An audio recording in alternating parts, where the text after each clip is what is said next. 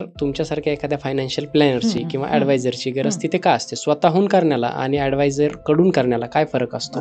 कसं होतं, आपला अभ्यास काही कमी नाहीये. आजकाल तू म्हणशील तर ChatGPT, रोबो ॲडवायझरी एवढं आमच्यासारखी लोक जे नॉलेज आलेलं बरेच जण आहेत.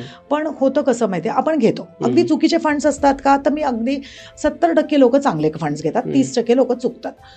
त्याच्यानंतर कसं होतं माहितीये की तो फंड जो घेतलेला आहे तो फंड कायमच चांगला चालेल ना ह्याची गॅरंटी नसते.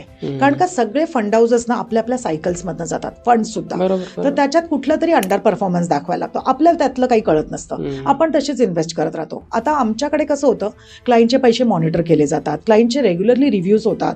तुझी जी आता सपोज आता कोणीतरी सिंगल माझ्याकडे आलाय, पुढे जाऊन त्याचं लग्न होणार आहे, त्याच्या फॅमिलीमध्ये त्याचा पगार चेंज होणार आहे, अशा बरेचशा माइलस्टोन्स मधनं तो जातो.